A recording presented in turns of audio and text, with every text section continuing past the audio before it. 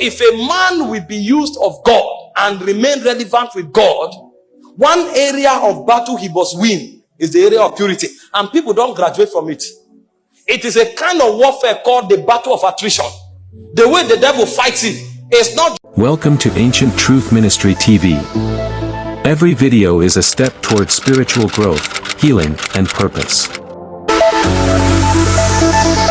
If a man will be used of God and remain relevant with God, one area of battle he must win is the area of purity. And people don't graduate from it. It is a kind of warfare called the battle of attrition. The way the devil fights it is not just to fall you, it's to weary you until you give up. Because it's not just about falling. You can fall and rise 7 times. So long as you still believe you can be pure, the devil knows he has not won the battle. So it's not that you fornicated or you didn't fornicate. The idea is actually not to fornicate. But most importantly is to come to the point where you tell yourself, I can live holy, I can live pure in a perverse generation.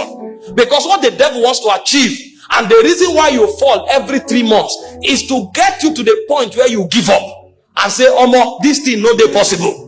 And then you even start suspecting that there is nobody who is truly pure, that everybody is just acting. The devil brings you to that defeatist mentality where you think and assume that it's impossible to live pure. And because of that, you now create a new doctrine. God accepts you as you are. God will accept you as you are, but God will not work with you as you are. You'll see new doctrines that righteousness is a nature, it's not an act. Because they have fought this battle, they feel it's impossible. And so they weaponize it and makes it a doctrine, and that doctrine enslaves many. There are many churches today where immorality is normal. In fact, there is a system of managing it. If you come, you can point at many who are living in it. Pastor is managing it. In fact, there are many quarters today where cohabiting is natural. They feel it's a normal thing.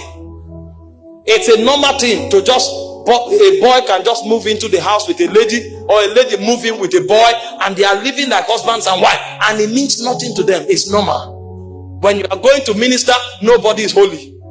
All you need to do is just to ask God for mercy, because all of us, we are work in progress. And so they legitimize iniquity. Today we have thrown morality to the gutters. Look at scriptures and find out men who captains the move of God. The Bible spoke concerning Joseph in Genesis 39 verse 9. A woman of a big man in the city threw herself at him. Those days, when you are a man of means in society, you marry the best of women. Just the same way you ride the best of horses. And this woman threw herself to Joseph. Do what you want with me. I am all yours. And Joseph asked himself a question. How can I do this evil and sin against God? How can I commit this kind of evil? Nobody was seeing, but he knew God was seeing. I can't do this. The woman threatened him. I will not do it. In our generation today, we'll be the one going to pray, Lord, this temptation in this house. Hey, help me, oh, help me. What kind of temptation is this? Temptate what? The things that should attract anger from our spirit is what we are calling temptation. How can a married woman be affectionate towards you because she is beautiful? In our generation, we call it a temptation. It triggered anger in the heart of Joseph. And Joseph said, I will never do it. When the woman eventually accused him, the guy went into prison for 14 years. And there was no record that Joseph regretted of walking in purity. It was never documented that Joseph was angry with God or Joseph regretted for what he did. And suddenly the Bible will say, until the time that his word came. It said the word of the Lord tried it. The move of God in Egypt that saved the whole world was powered by a young boy that understood the place of sexual purity. If Joseph had compromised with Potiphar's wife, probably he would have become the head of the houseboys. He would have been promoted and be given a citizenship right. He would have become a senior houseboy forever. And there wouldn't have been a move of God in Egypt.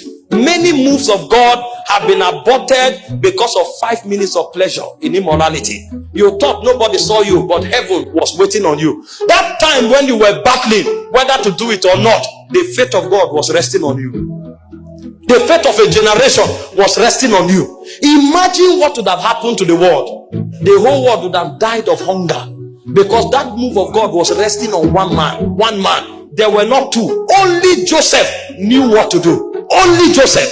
So beyond having authority over senators, beyond having lordship over the house of Pharaoh, he was the lifeline of the move of God for that dispensation. If Moses had fornicated with Potiphar's wife, even his father would have died of hunger.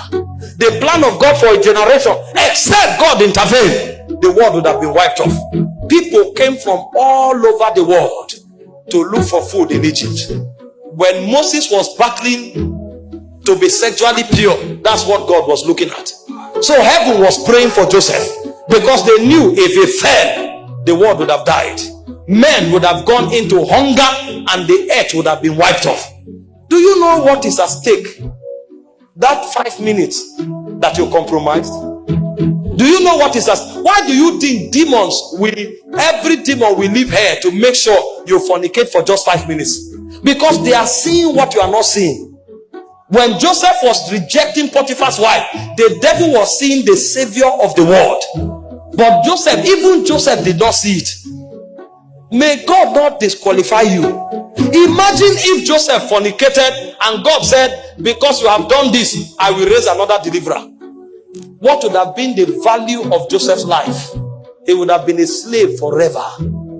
But when Joseph made that decision, he saved the world. Daniel chapter 1 verse 8, we saw another testimony of a man who carried the move of God in a corrupt nation like Babylon. They brought things that appetized, and the Bible said Daniel and his friends proposed in their hearts that they will not defile themselves with the portion of the king's meat, because these things are offered to idols. If it's what you need in order to grow fat, allow us to be lean, and by the grace of God we will not grow lean, but we will not defile ourselves. God was looking at the faith of Israel. God was looking at the salvation of Israel from Babylon. It was never about food. This is the error of Adam. He thought it was about an apple. The devil knows this transaction is not about an apple. It's about the destiny of the human race. It's about the move of God over a dispensation. You are bargaining apple. A spirit is bargaining territories. You are bargaining apple. A spirit is bargaining the destiny of millions. Who told you it's an apple? You think the devil will come to you to strike a bargain with you about an apple? Do you know how busy the devil is? The Bible said the devil is running to and fro the earth. A being that busy, you think he will come away from his busy schedule and is arguing with you for 1 month just to sleep with that lady because of the pleasure? There's something he's seeing that you are not seeing. He has checked in the heaven and he has discovered that you are one of God's 7 soldiers for the next move of God. And if he brings you down, the move of God is at stake. You are thinking it's about pleasure. The devil is seeing the move of God that you are not seeing.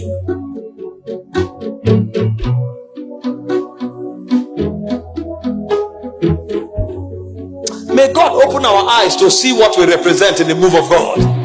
Some of you who are sitting here now, you don't even have food to eat. But in the next 5 years, you are the one to supply food to Christians in Gombe. And you didn't know it's part of your agenda. Because when the move of God starts, there will be a need for somebody to man the gate of supplies. And you are the one heaven has chosen. And the devil have seen that if you are not there, many will die of starvation. And he has come 7 years before and projected an agent before you. The boy comes with a well-carved BS. He has spent 2 years in the gym, built his chest, and is coming to you in the evening with singlet and well-carved BS. And you are going to your room, you carry his picture, you are smiling, he sends you a message, you are beautiful. If you want to know, go to the mirror. The mirror too will tell you the same thing. You look at one text message, you read it 20 times, you smile, you smile, you smile. You are bargaining something that is about to happen in 7 years. If you have understanding, you will delete that message, block that person's number, and invite him to church to meet your pastor. If you have not yet been converted, I have no interaction with you. For what has light got to do with darkness? What has light got to do with darkness? I have no business with you except as you are converted. Because I know my purity is not just because I love to be pure, it's because the move of God depends on it.